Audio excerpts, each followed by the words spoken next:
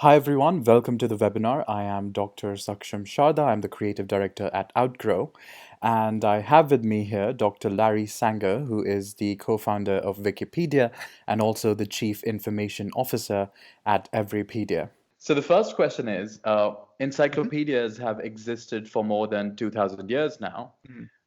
This is also on your Telegram, so if you want to check it there. So this was my question: was encyclopedias have existed for more than 2000 years now, with financial, legal, and intellectual factors playing a key role in their history. How do you think that these three groundbreaking projects of yours, Newpedia, Wikipedia, and Everypedia, will be looked at by the future generations?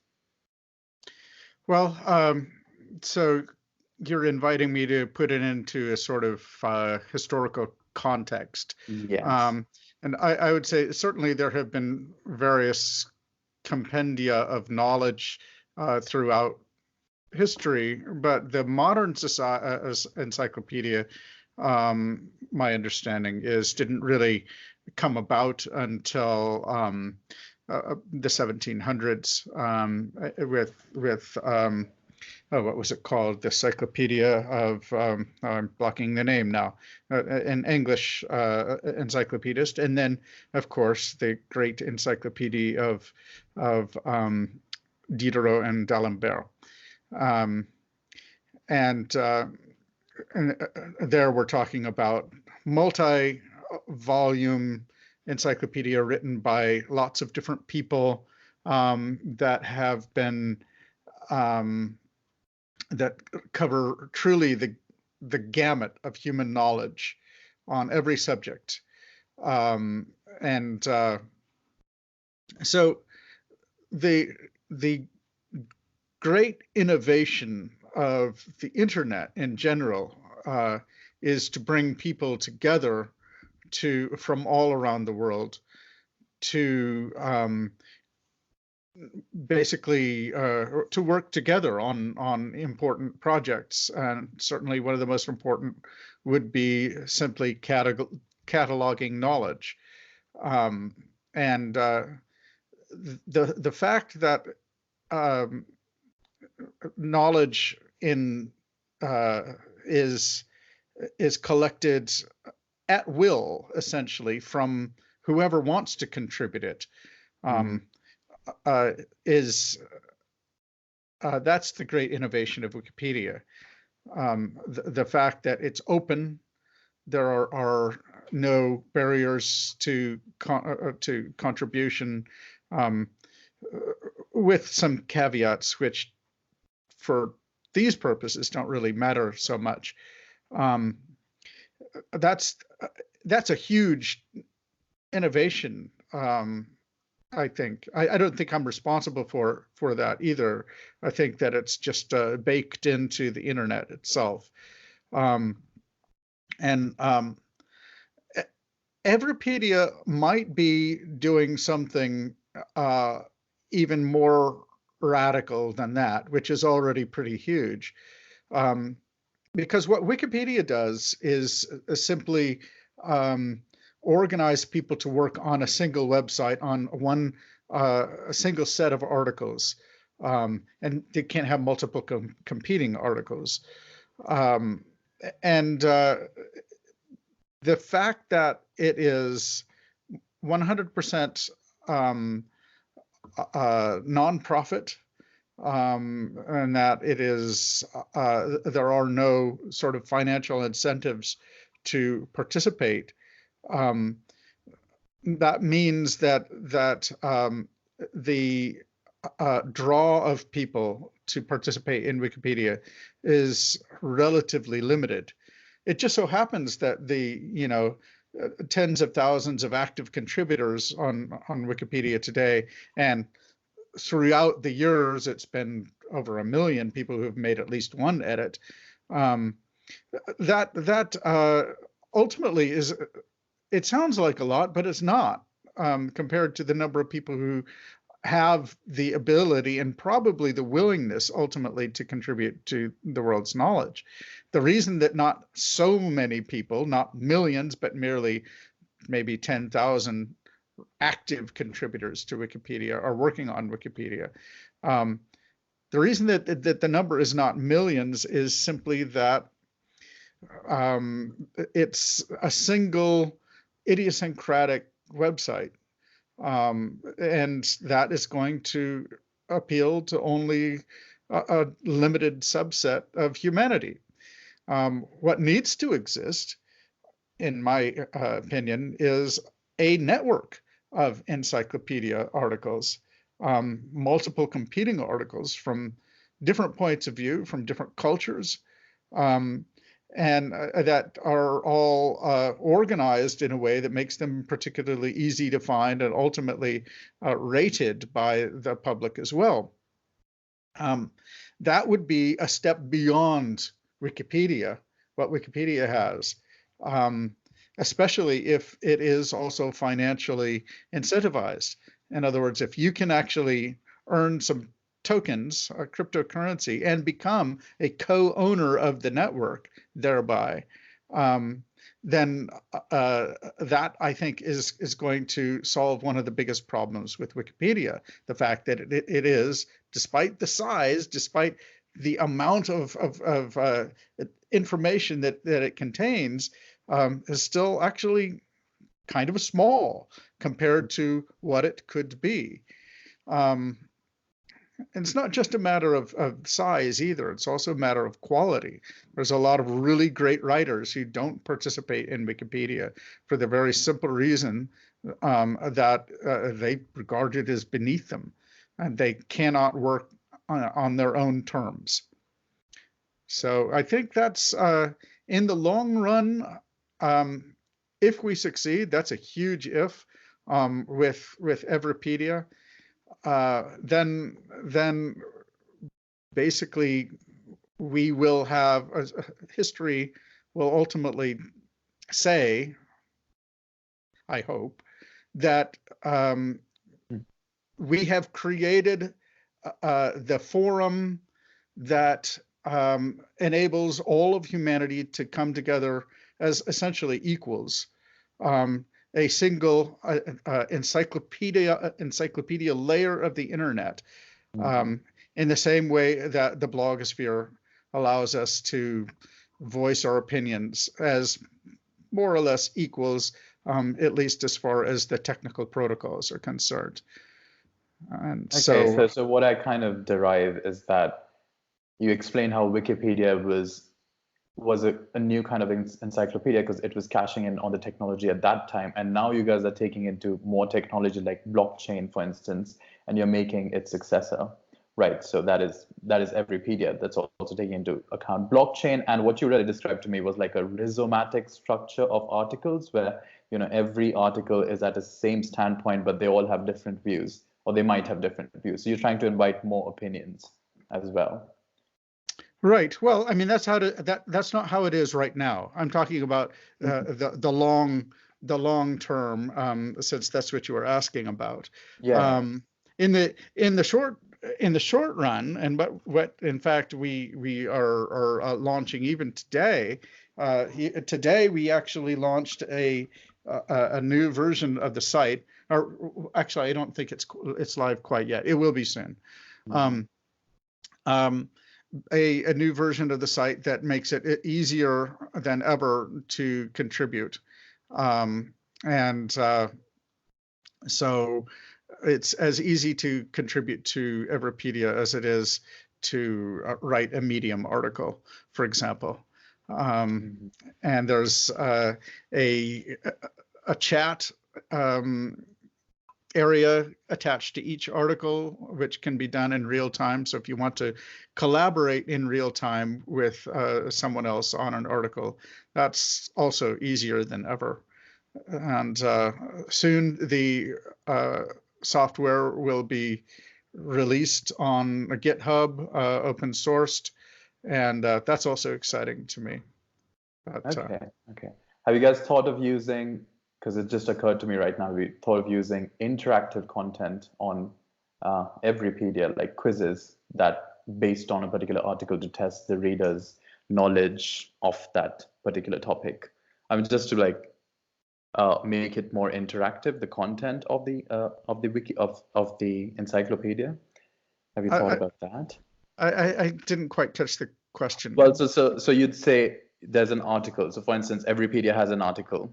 Yeah. What if you also had like a quiz at the end of the article that tests your knowledge on what the article is speaking about? Have Oh, you thought of doing something like that? Because it just occurred to me, because like, uh-huh. BuzzFeed and everything cashes in on the fact that, people love taking quizzes and testing their Mhm. knowledge. So stuff like that. Anyway, I was wondering whether you guys were thinking of adopting these modern kinds of technologies to it.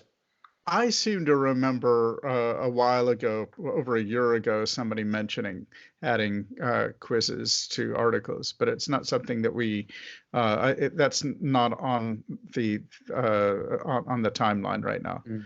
Okay. No- But I mean, it's not a bad idea at all. I think it'd be really neat.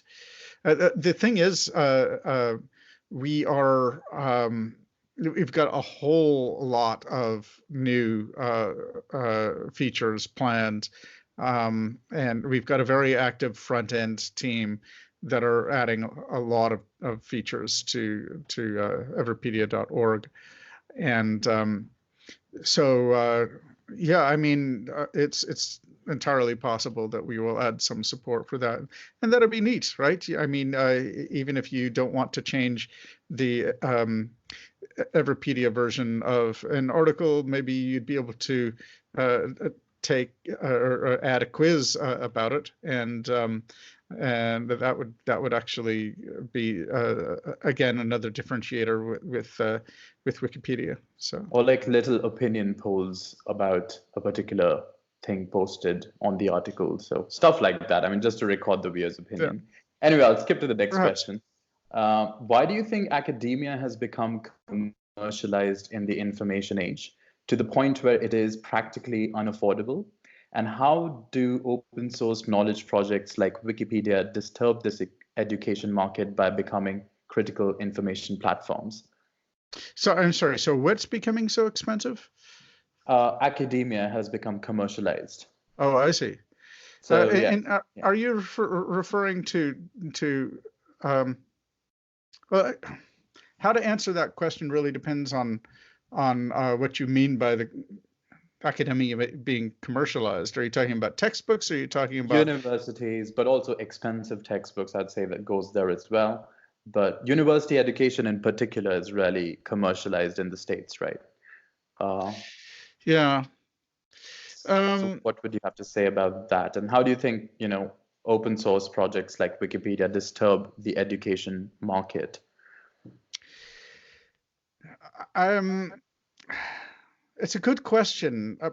The the problem is that education is first and foremost a social thing. It involves people teaching other people.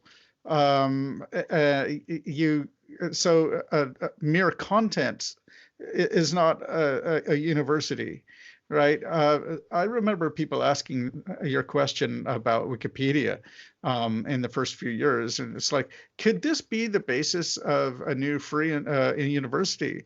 And my answer was always the same, that well, you can't really have a university without professors, and professors play an absolutely indispensable role. And I'm not even a huge fan of distance learning, frankly. So a book that shaped my thinking on this is by Dreyfus, called On the Internet. He's a philosopher. And it was basically, he makes the point that the problem with distance education in general is that actually being in the same room with another person is has a profound effect on the relationship that you have with them. And when it comes to motivating a student, for example, to study, it really helps that you actually have a face-to-face meeting, and not just like we are having now on camera, but a one that is fully embodied in the same room. Like, Yeah. you could punch me in the nose or something, or pat me on the back, or whatever the case might be. Um, and we could go out and have a meal afterwards or something like that. Um, and so I actually think there's something to that. Um, Now, this isn't to say I don't have ideas about how to improve on education today, and I also agree with you entirely that it has become much too commercialized. The endowments have become so enormous, and government expenditures on education, although they're thought to be not enough, nevertheless they end up funding all kinds of new buildings that we don't really need, and all kinds of bureaucracy that we don't really need. Um, and it seems to me that if we simply cut education down to its essentials of books and people meeting and talking about them, um, and maybe supplementing that with some online lectures, or as a new kinds of media to supplement the old-fashioned books. That's all you really need to get a really good, high-level, high-quality education. Um, and that doesn't require any of the sort of commercialization that you're talking about. Um, and sure, could um, new ways of organizing information online play an important role in that sort of system? And the answer would be yes. But that, along with everything else, like my boys, my older son is 13 now, and he's um, watching lectures about classics mostly these days. Because I've got him going through a liberal arts program in the humanities, and like, so he's like listening to lectures about the Odyssey, um, and so um, and that's like, it's the amount of information that's available online is really amazing.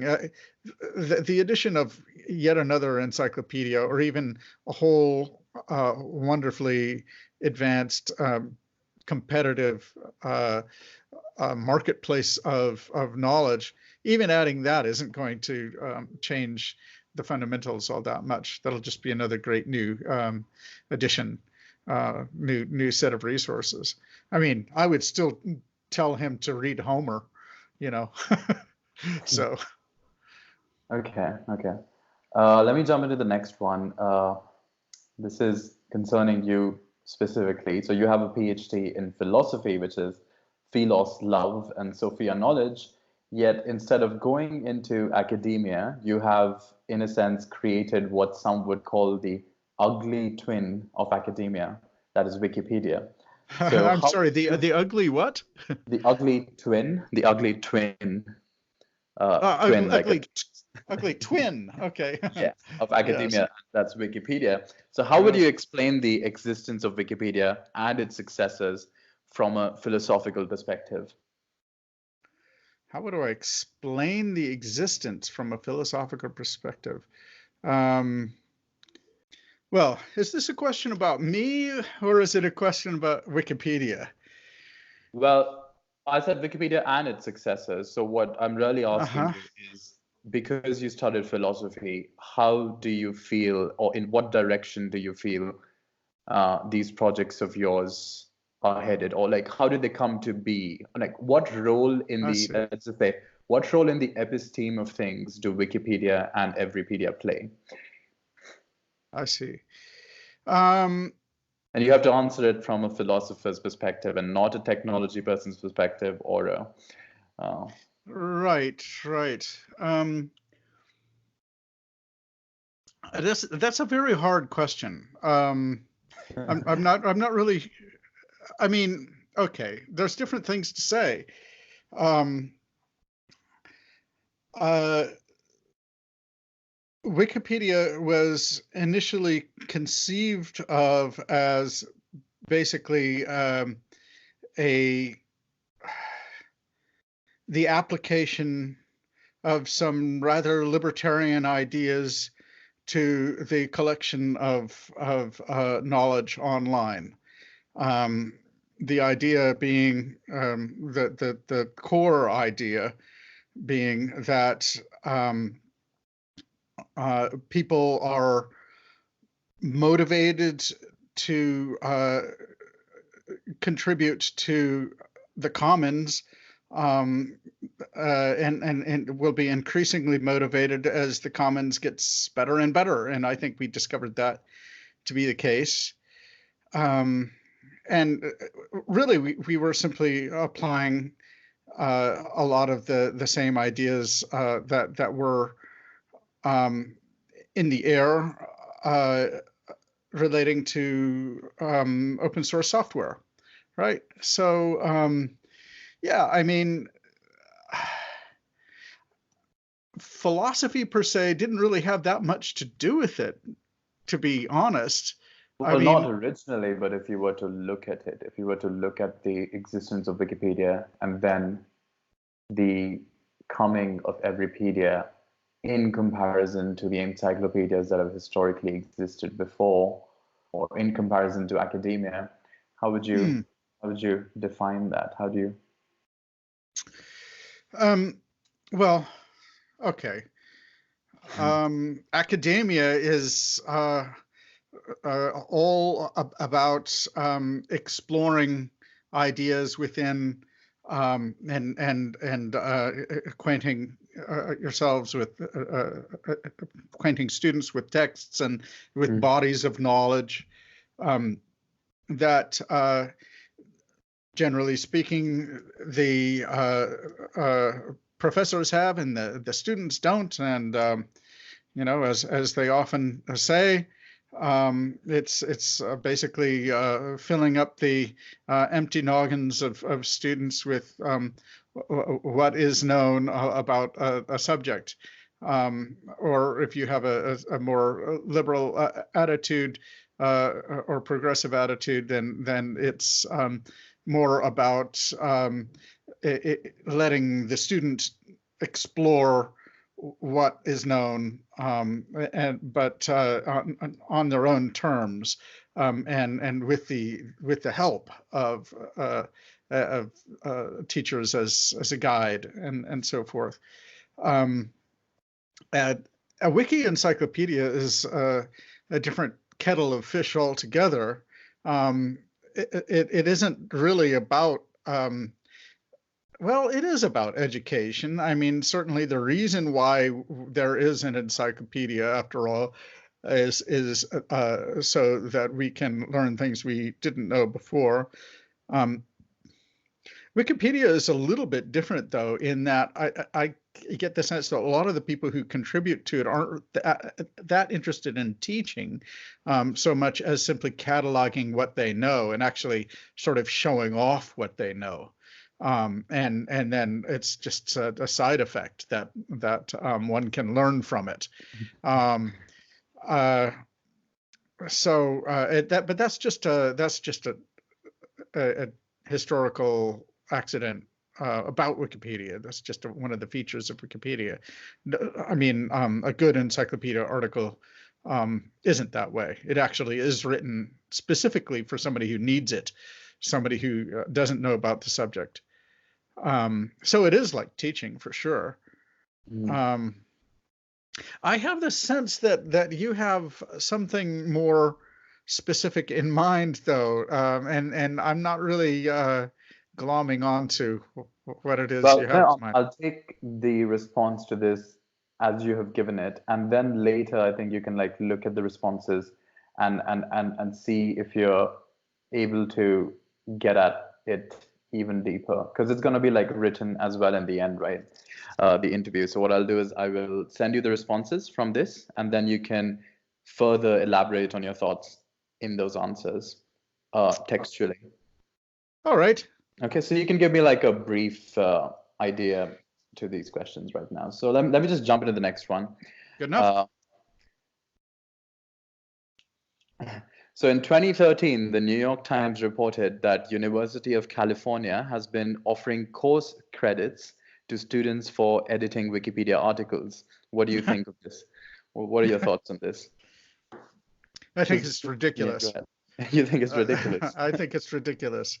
Look, I think it's a great idea to, as a general exercise, to write encyclopedia articles. One can learn a huge amount actually by writing an encyclopedia article about a subject, for sure. But the problem is that the people who work on Wikipedia are, well, a lot of them are kind of pseudo-intellectuals. They also don't have a very sophisticated idea of fair-mindedness in general. I guess that's not necessarily a huge count against Wikipedia from a lot of academics' points of view, because they're not very fair-minded either. But yeah, I mean,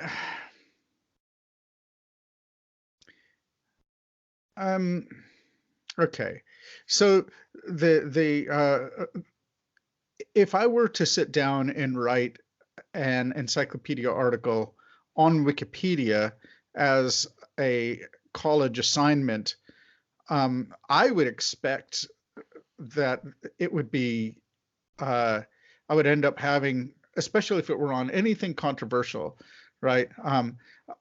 It would be very, very difficult, actually, to get anything done. So, for one thing, a lot of articles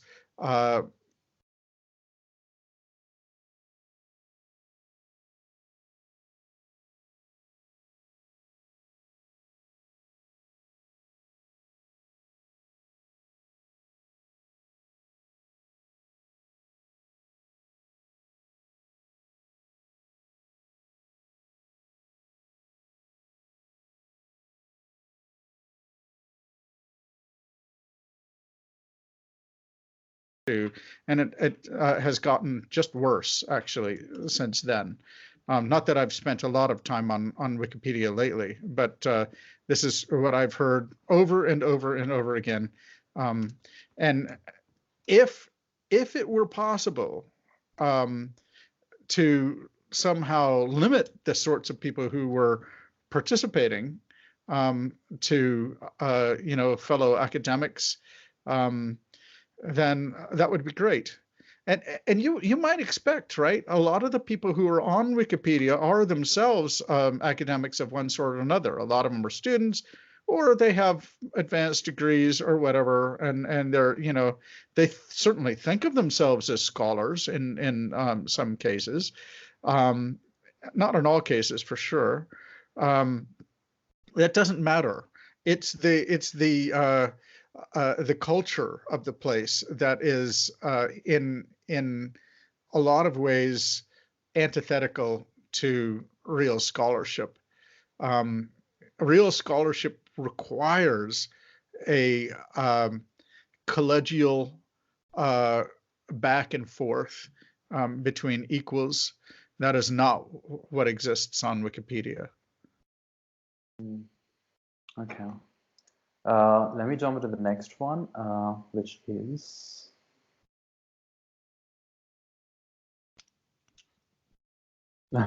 This is kind of related to the previous question I asked earlier, the one about philosophical perspective and things, but it's a bit different. And so this is the question.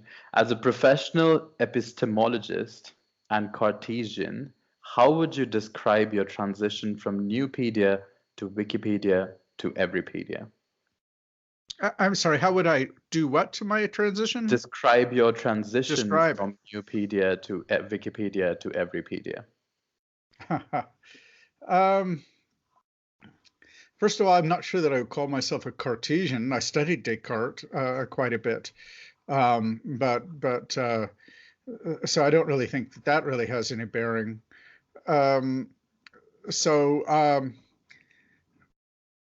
what I think of is like what my old professors who specialized in epistemology might think about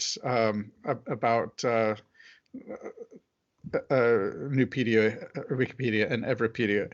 Um, I haven't actually talked to my dissertation advisors about it. I'd be very curious to know what they thought. I did talk to one guy who was very proud of the fact that Wikipedia was started by an Ohio State PhD grad, and I had taken a couple of classes with him. And two or three actually. His name is Robert Kraut, and he's I don't know if he would call himself a pragmatist, but he taught pragmatism, and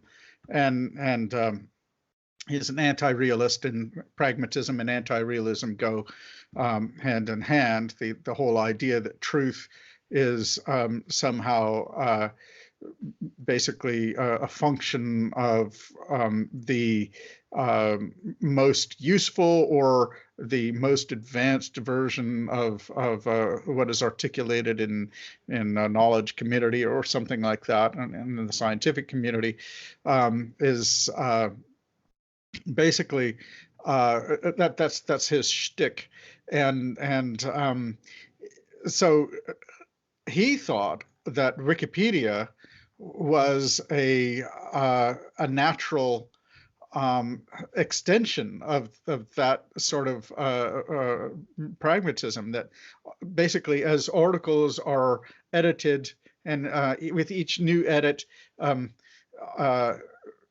we limn the true, as they say, get closer and closer to limbing the true anyway. Of course, that's not how it works. And in fact, I wrote a journal article on that very question, whether basically Wikipedia, the Wikipedia process incrementally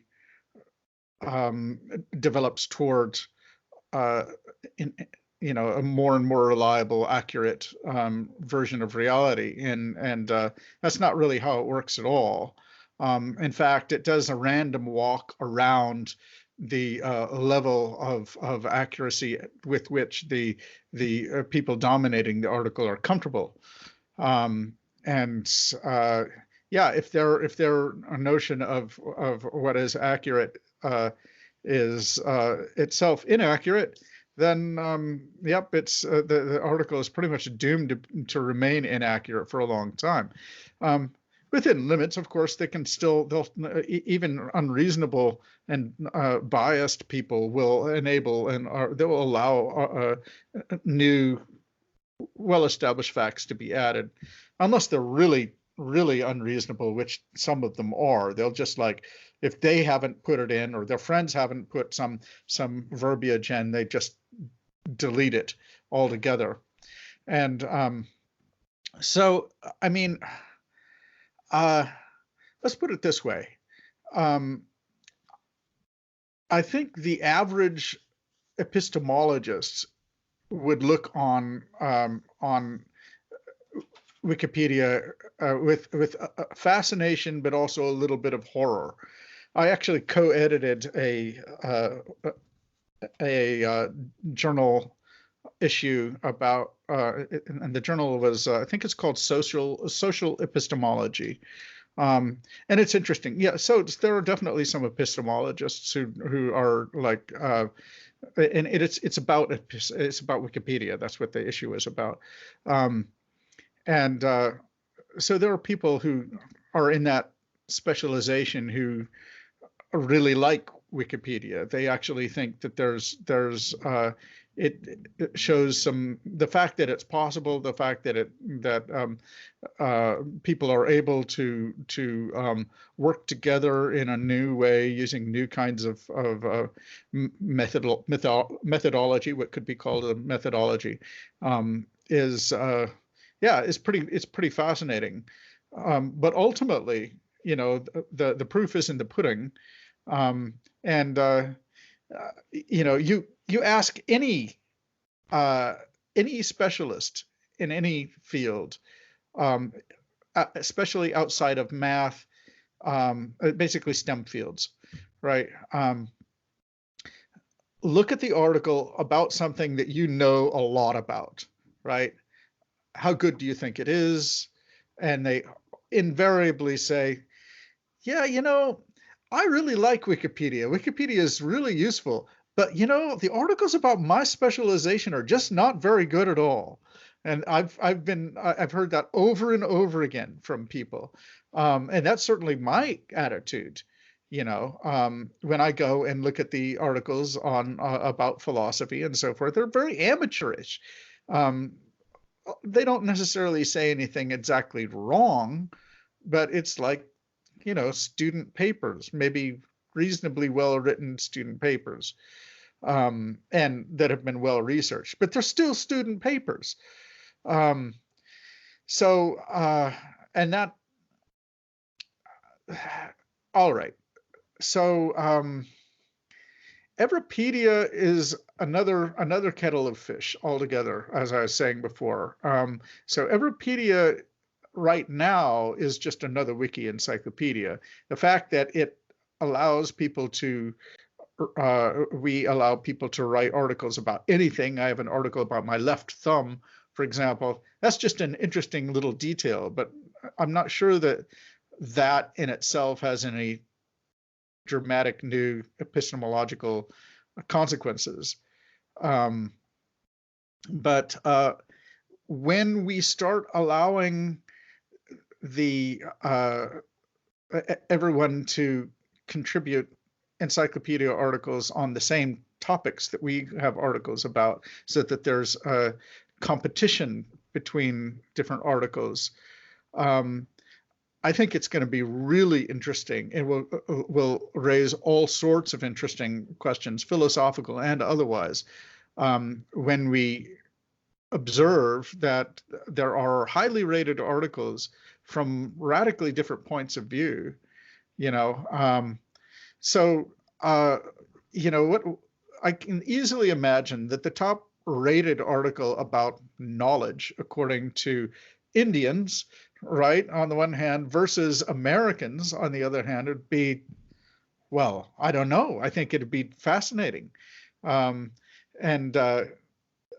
is there a way to argue that one is more accurate than another? We'll have ratings to that effect, or at least I hope.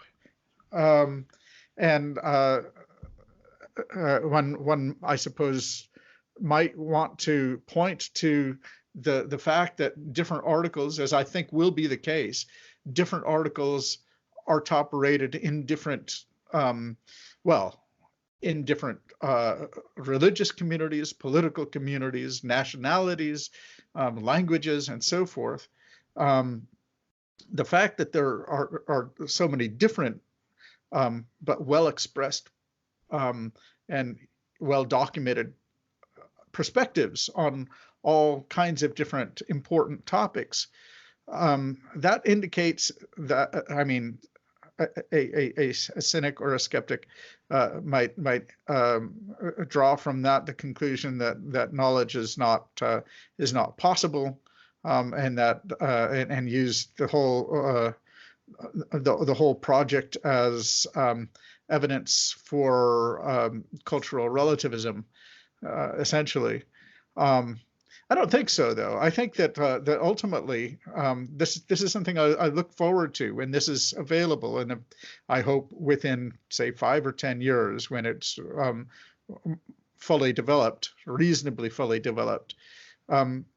It will be really interesting to, for example, compare the top-rated article about jihad as chosen by Muslim imams versus I don't know, American Christian scholars or something like that, right? And then actually go point by point comparing the similarities and differences between the articles. And there you have the makings of a debate, right? And I'll tell you, all of this discussion that I'm, all these thoughts that I'm giving to you now, really don't, they aren't exactly philosophical. It's more how the world is going to change as a result of the availability of different systems of writing encyclopedias. I mean, the philosophical implications really have they have more to do with very basic questions like what can we know and how do we know it? Is it possible to have any knowledge of anything complex, especially? And yeah, can there be knowledge of any topic in religion or politics, for example? And what would that possibly look like? So, yep.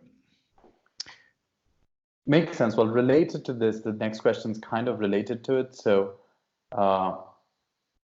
because what we are talking about is, again, you talked about like the leaning of truth. So what is the role of an encyclopedia in a post-truth society and in a society of unknown unknowns? And how does blockchain revolutionize this?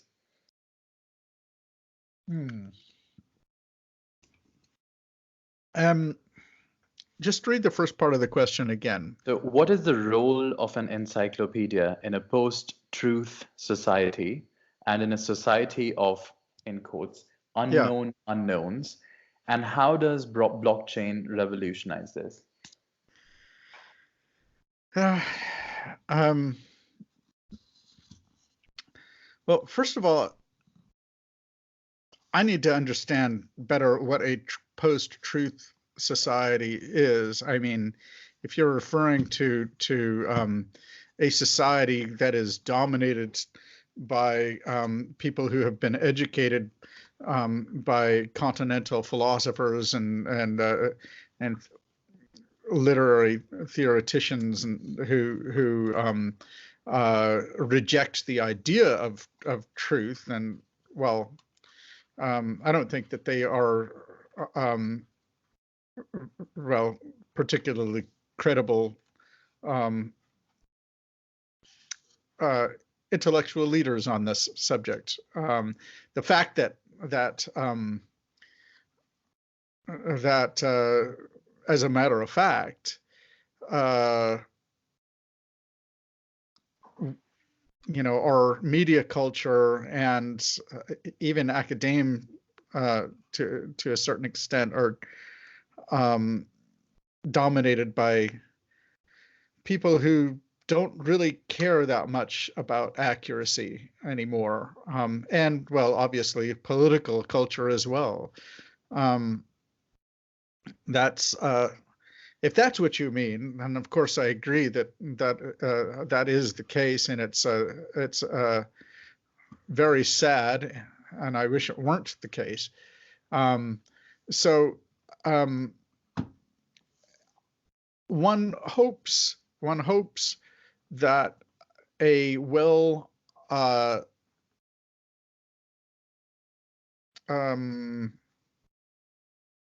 well-developed encyclopedia or encyclopedia network will make it easier for those of us who care about objective truths to do the fact checking that isn't being done by media sources and politicians and others who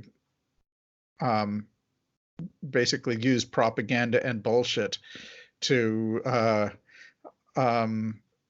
advance their various agendas. But of course, they will be involved in the development of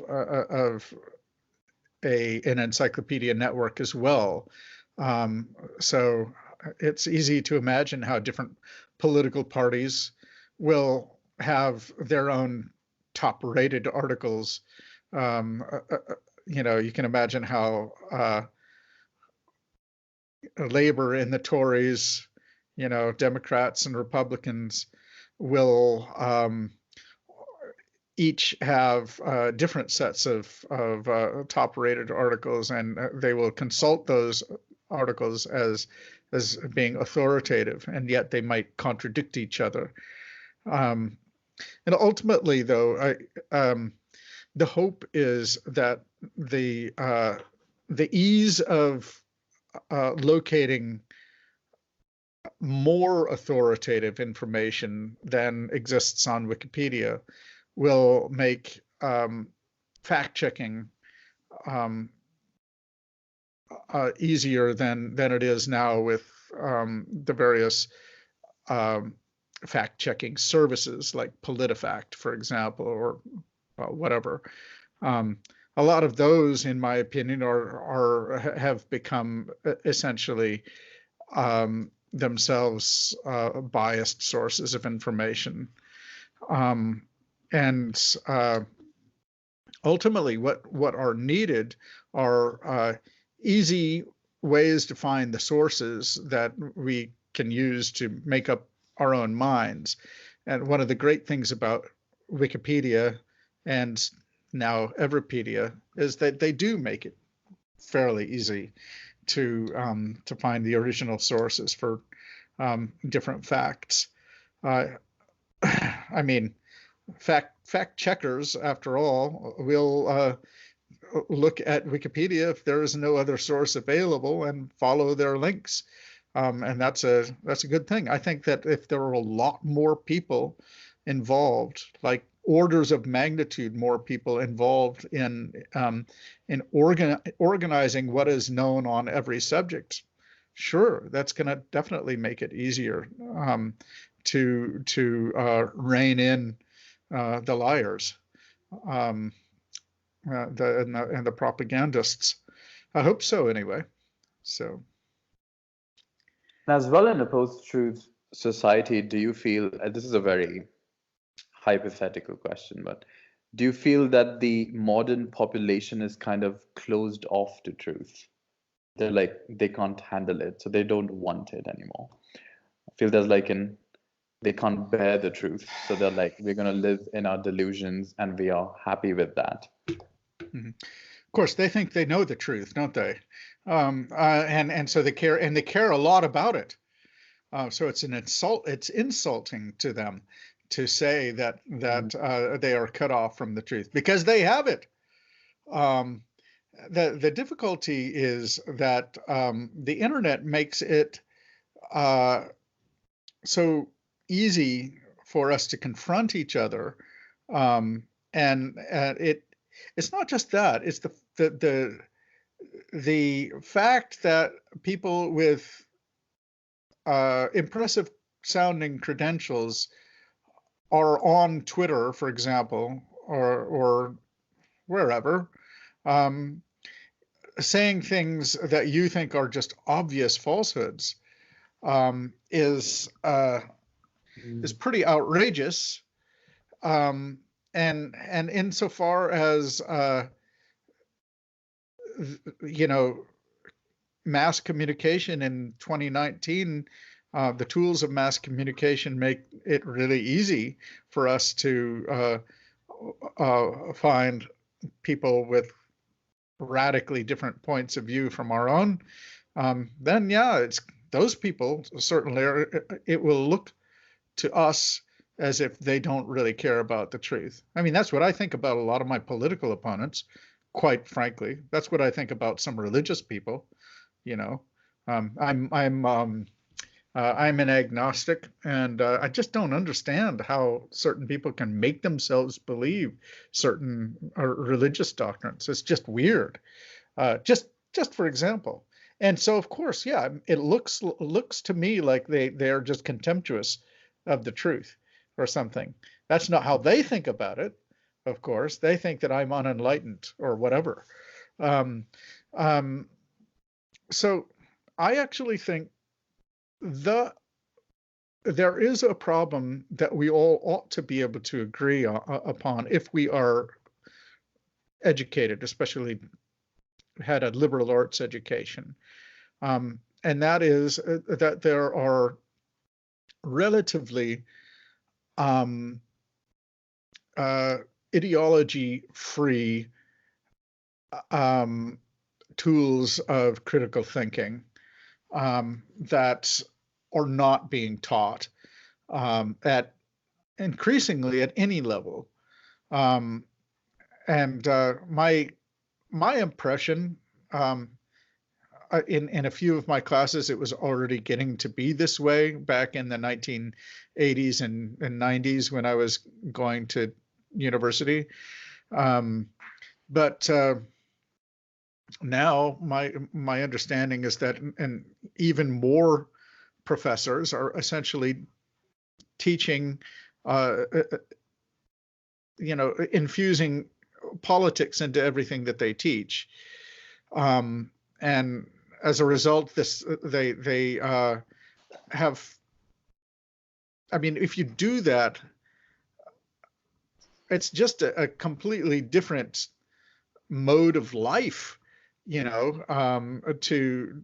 to indoctrinate and to be propagandized, right? Than to critically confront a text and just bring your own thoughts to bear on it, and gradually over a period of years develop your own point of view.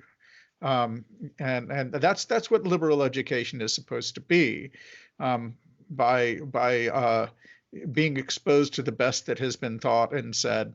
Um, uh, we are empowered to basically decide what we think and do it in a way that is informed by various critical tools. I mean, it's not just all about logic. It's everything. Each different subject has its own tools, and that's why you go to college. But so yeah, I mean, basically, my worry is that has and is increasingly going by the wayside. That university education in the humanities, especially, is becoming a process of indoctrination, making it more difficult for us to actually properly take on board an argument. I get the sense that this isn't changing in philosophy, in the field of philosophy, perhaps. This isn't to say that philosophers aren't, don't have their fads, which they try to pass on to their students, which has always been the case. But nevertheless, at least in philosophy, there's still a premium placed on rigorous thought, and even on things like the principle of charity, which I think are like, you can't really confront an opposing point of view properly if you don't make a real effort to understand it. So all of that is going by the wayside, or so it seems. So people tell me. It's been a while since I've been at university, and I would hope that the easy availability of the best versions of different points of view in an Everpedia network would actually help people to basically, if you can find, okay, let's say that you are a Democrat and you just think it's anyone who voted for Trump is not just an idiot, but morally suspect. And you cannot imagine how anyone could possibly support the person. Um, but if you had at least the curiosity to try to understand a person, and you didn't actually want to simply dehumanize them and think and conclude, just write them off entirely, concluding that they are just awful people, obviously, and that there's nothing that they could possibly say.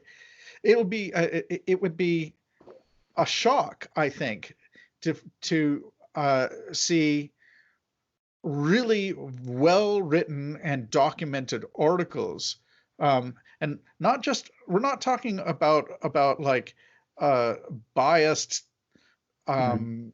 articles from National Review or whatever, right? We're talking about encyclopedia articles that are actually trying to state what is known about a topic, but they are the top rated articles according to Trump voters, for example, on things Mhm. like immigration and I don't know, Trade.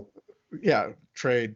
Okay, and then um, it would be really fascinating, wouldn't it? I mean, you'd be able to say, uh, uh, uh, you know, not only might you learn something that you didn't know before about that point of view, um, you'd actually have the wherewithal to speak to those people at their own um, using their own tools, Mhm. right? It's like, okay, according to the top rated article by Trump voters, um, and then you come out with some factoid about immigration, and that could actually help us to um, focus the debate, perhaps.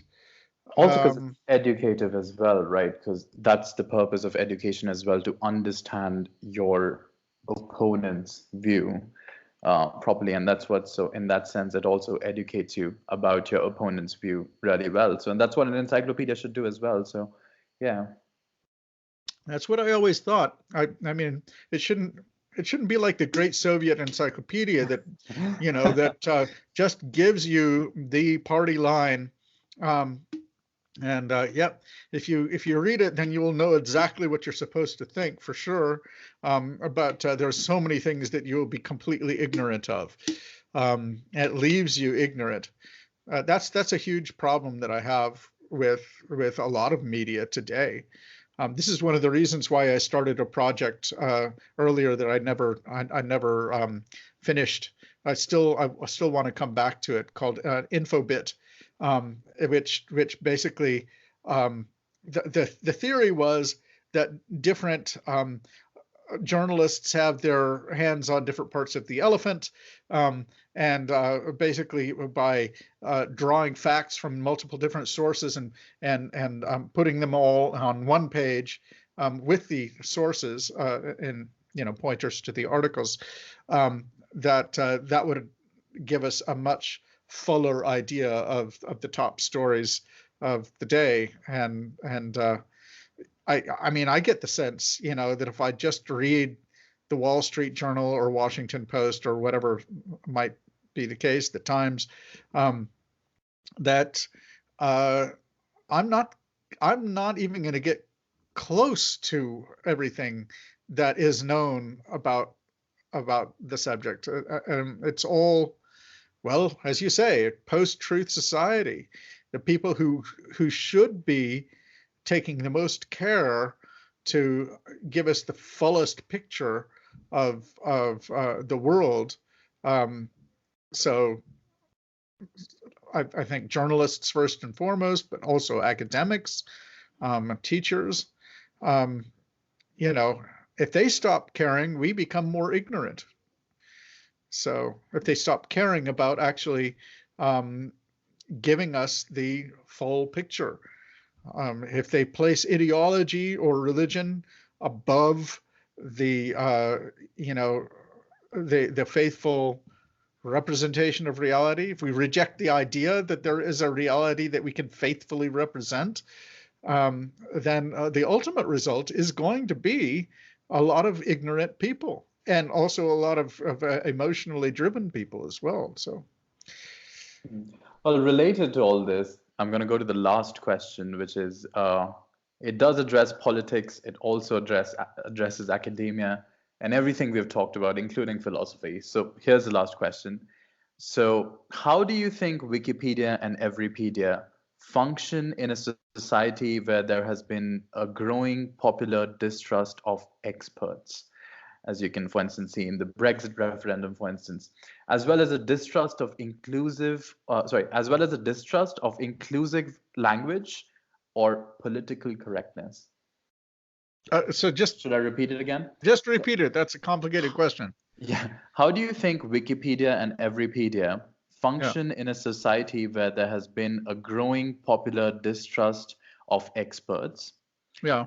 And the second part is, how do they function in a society where there is a distrust of inclusive language and a distrust of political correctness? You know, inclusive language and political correctness is basically two sides of the same coin. It's two ways of saying the same thing. Uh-huh. Inclusive language is what the left calls it. Political correctness is what the right calls it, right? So, Mm-hmm. so how do you think Uh-huh. Wikipedia and Everypedia function in a society where Yeah. there's a distrust of experts and a distrust of inclusive language and political correctness? How do they function? Well, Or what is their role? How do they function? yeah. Where do they come in? Yeah. Um,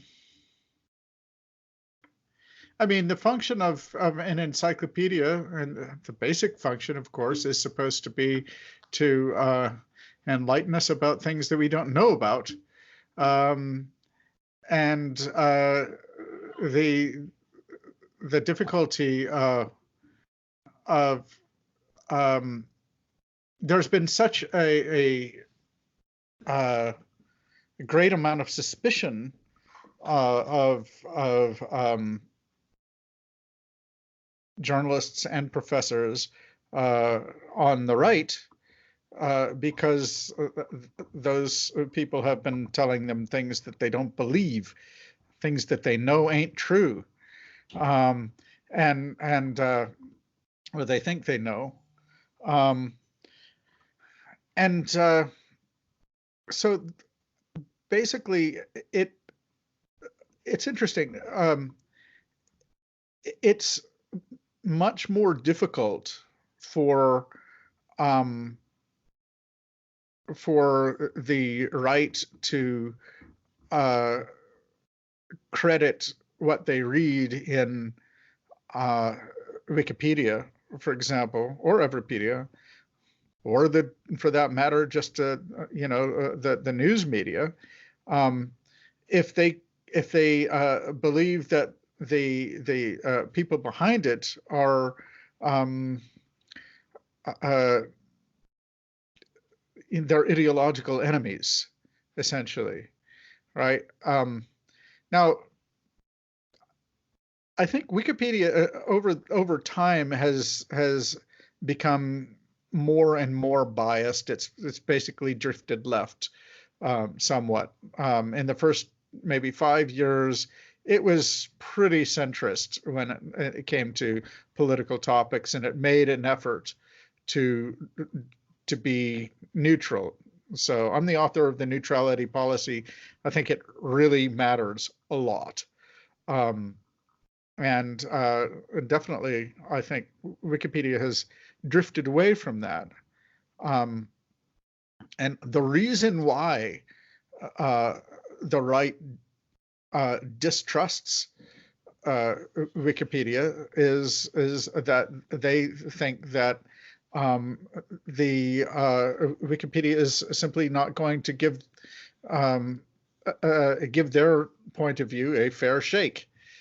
And that sort of unfair treatment, they know, I certainly think is the case, is entirely possible, even if the person who is, representing what is known is a distinguished professor and one of the world's great experts on the subject.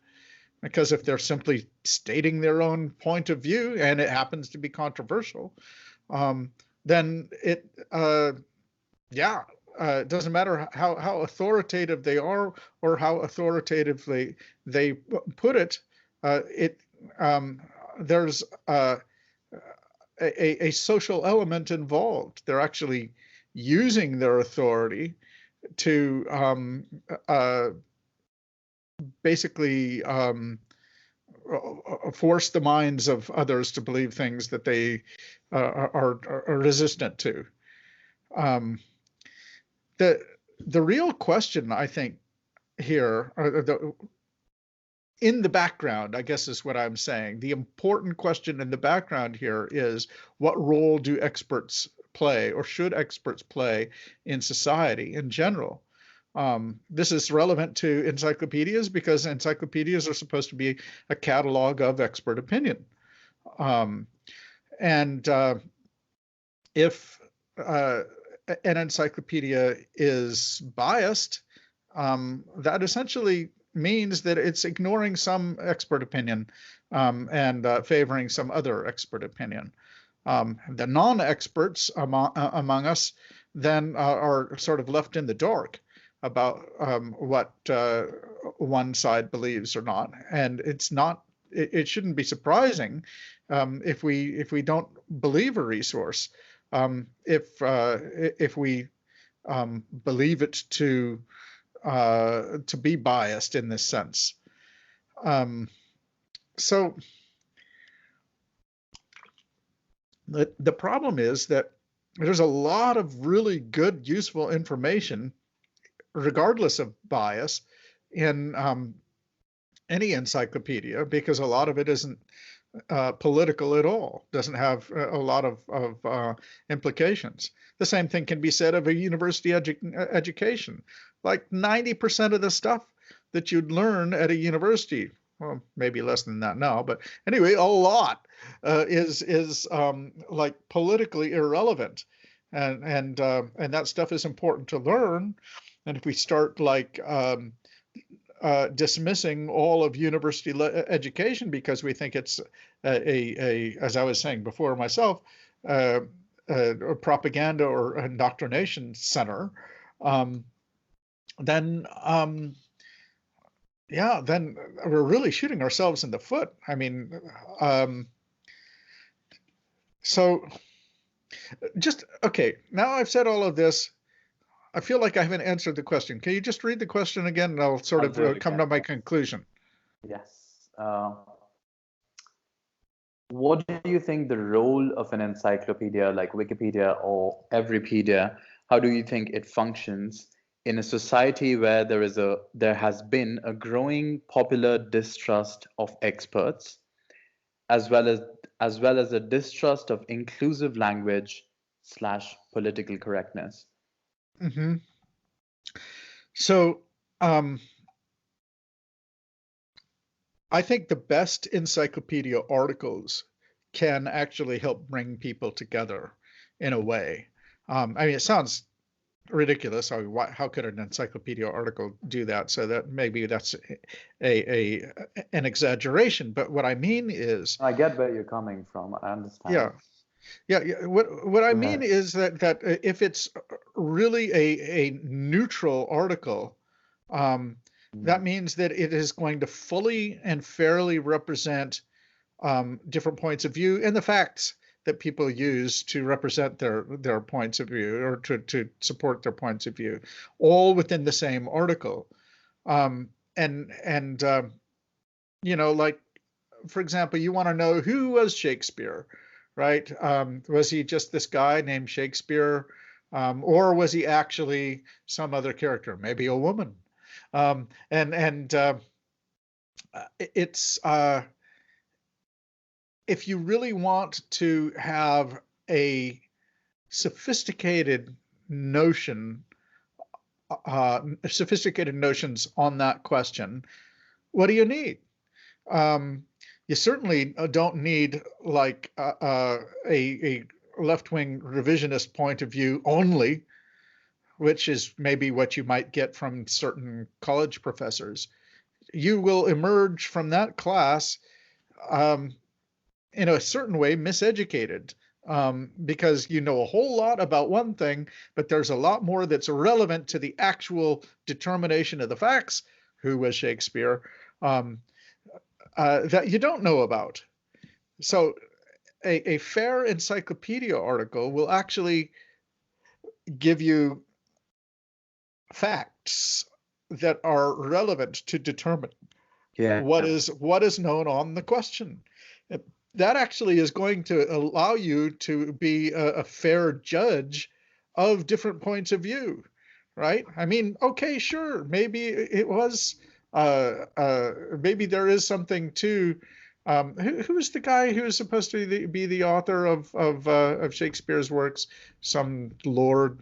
Someone in Oxford. I don't remember. Lord something.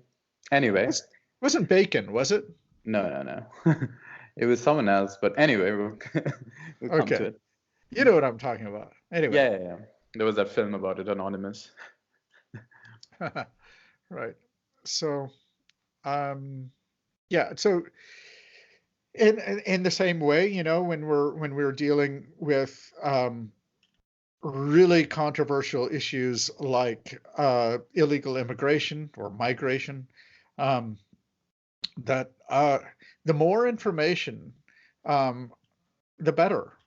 I think basically uh, so notice I just used two different words. One of them is politically correct or inclusive language, and the other is not, or not supposed to be.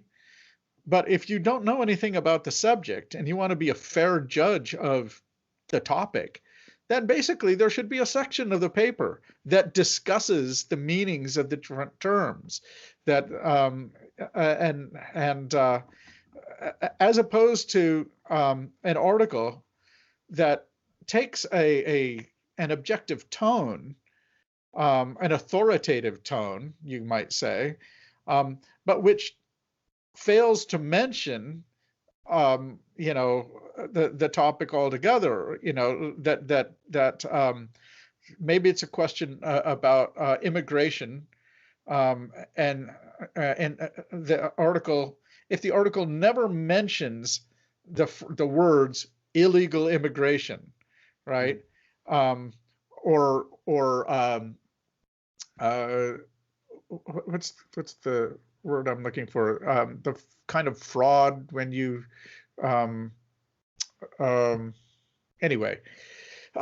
If you never mention those terms in the article, whether to use them or to explain them, then when you hear a conservative use those terms, it's going to sound, um, well, they're going to sound misinformed, weird, and in general, uh, like nuts, which is exactly how conservatives do sound to people who are only exposed to mainstream media sources. So I actually think that the only way that we can actually come together as a society in general, is if we actually learn each other's points of view. And an encyclopedia can really help do that if it really is devoted to neutrality. Thanks everyone for joining us for this webinar. That was Dr. Larry Sanger, the co-founder of Wikipedia and the Chief Information Officer at Everypedia. Hope to see you all soon.